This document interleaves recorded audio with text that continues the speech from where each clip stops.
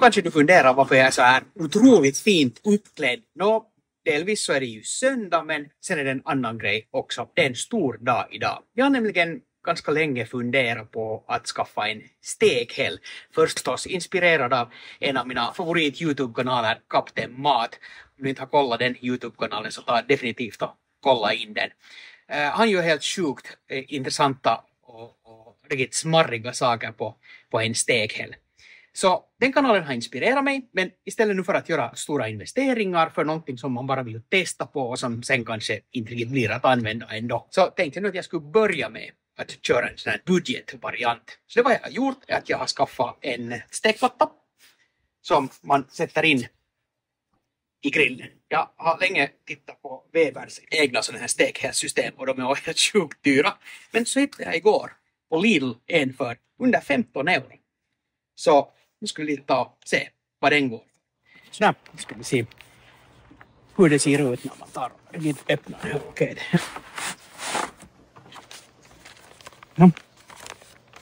Instruktioner, de sätter vi åt sidan. Det som jag tycker att är lite kiva med den här så är att den har då en sån här slätyta. Och sen har den faktiskt en sån här som samlar upp fetten och skiten här i den här randen här nere.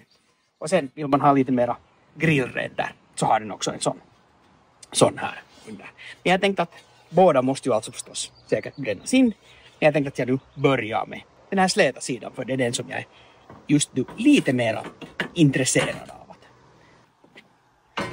Ja, den ryms dit hur bra som helst. Då är det väl bara att ta och sätta igång grillen och se vad som börjar hända.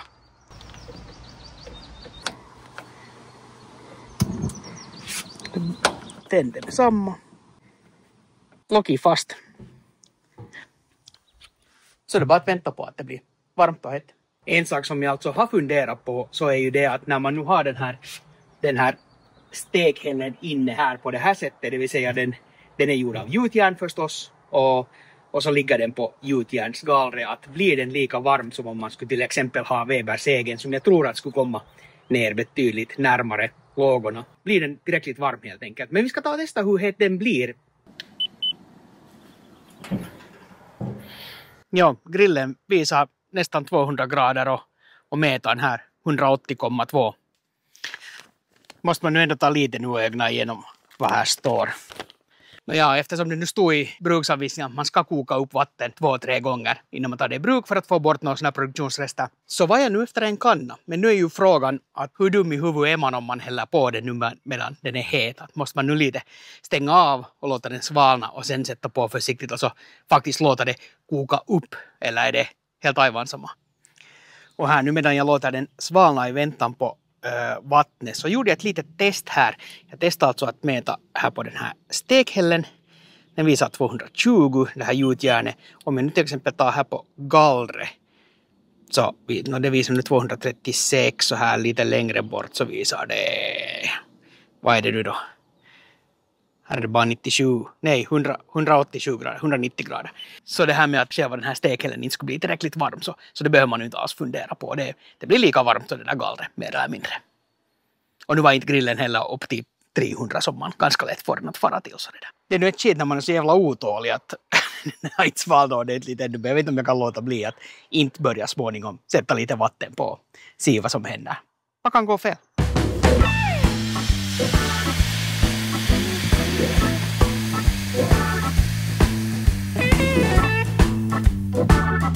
Ja, det gick ju fint. Nu är det bara att slå på grillen tillbaka och så låta det unga bort några gånger på samma sätt. Visar grillen 200 grader. Där nu börjar minska på vattnet. Kanske man skulle våga hälla på lite mer till här ännu.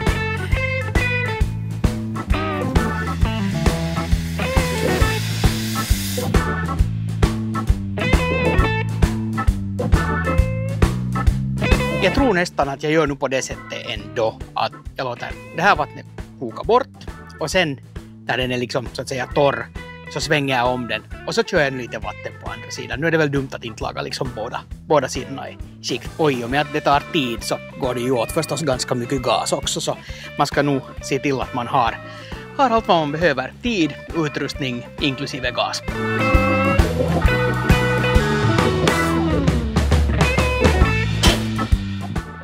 ta ett varv till så får det vara bra på den här sidan.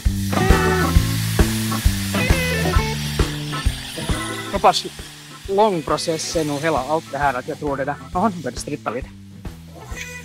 Att jag kanske nu inte bränner in med fett den här undre sidan, för jag tror inte att det kommer att bli lika mycket använt den här grillpanssidan så att säga.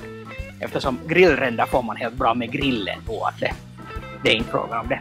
Så att tar du den där platta sidan eller släta sidan, prioritera den för att det är liksom det som saknas här från grillen.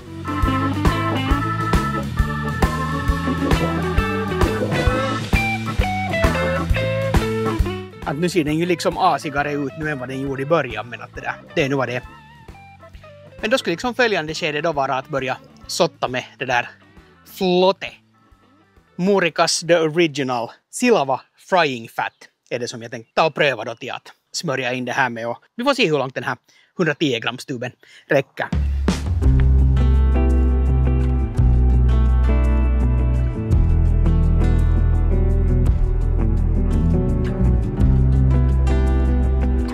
Kommer nog ganska bra därifrån.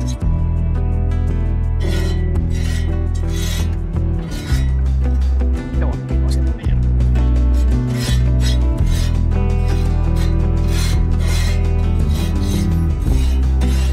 Ser det nog ganska bra ut. Kanske det där skulle räcka nu för stunden. Jag rekommenderar nog att ni har handskar på. Grillen har varit ganska länge igång. Det är ganska svettigt om fingrarna.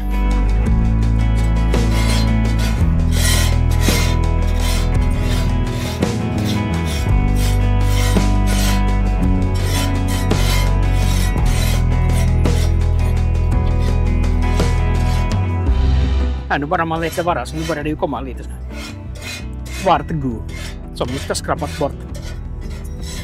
Nu får den svalna och sen kommer jag att torka av den och sen så kör vi en runda till med mera talg.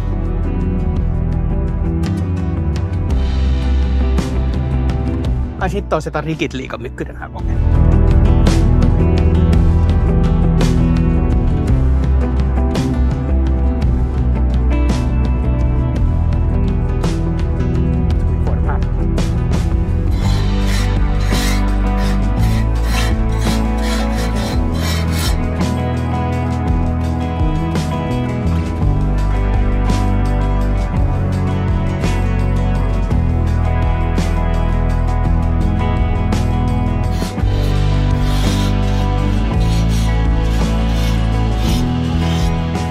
Att jag hade lite onödigt mycket förra gången, eller det blev riktigt så här och simmat. Kanske jag skulle prova nu så här att lämna lite mindre. Och det är bara att vänta på att det här ska få muhi, sen ska det skrapas, sen ska det svalna, sen ska det torka. Nu ska vi se hur det ser ut om det skulle börja gå att göra något åt saken.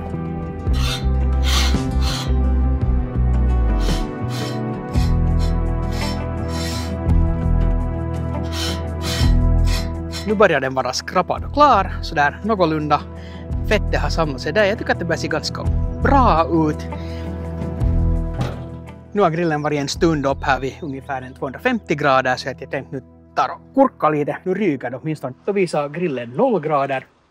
Den har stått nu här några timmar, men den har klippt gräset 25,6 grader, så det är nu, den har nu svalnat helt totalt. Nu tänker jag ta då torka upp det här flottet och det där, sen helt hålla den kall och pensla in lite olja bara.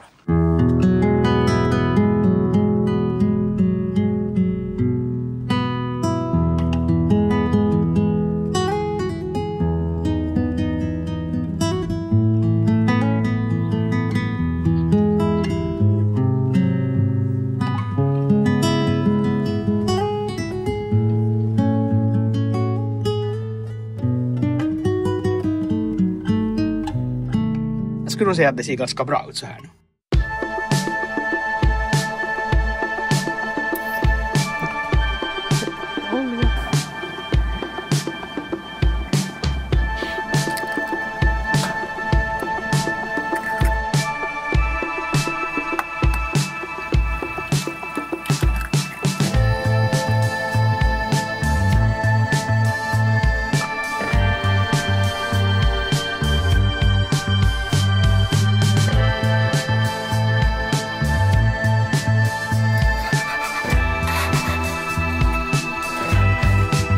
Ja, inga problem, de glider hur fint som helst omkring. Och med ägg så här så verkar det nog inte heller som att det skulle bli hemskt mycket roddor. De börjar se färdiga. Då är det bara att ta bort.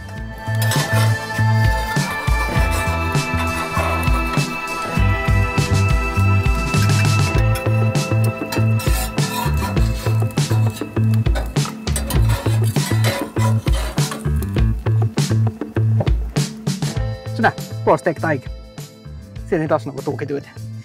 Bara lite sån här äggrostglädje. Nu tror jag helt enkelt att jag kommer att göra så. Att jag bara stänger av det här så får man komma och putsa det sen med papper det där extra flottiga och torka av det. Ta bort den där äggresten. Så, in och äta. Se vad det smakar.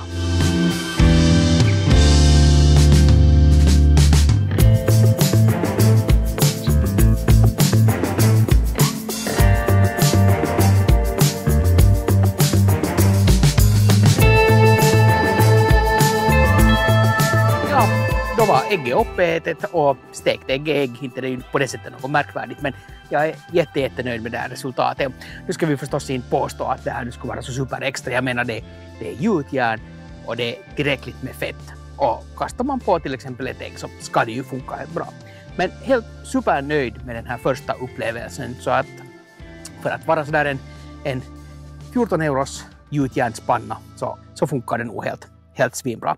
Jag ska nu ta och torka upp det här och så får vi se hur den ser ut. Och sen nästa gång som den ska användas så är det väl bara då att ta och smörja in det med lite något fett eller något så börja. Så absolut prisvärd, åtminstone så här efter ett första test. Och det vill jag nu ännu säga, så att nu inte någon tror att det är något betalt samarbete eller något sånt. Så jag har skaffat allt själv och betalat helt med egna pengar, så att det behöver ni inte fundera på. Och så här ser det nu ut nu efter den där sista putsningen. Jag tror att det är helt okej på det här sättet.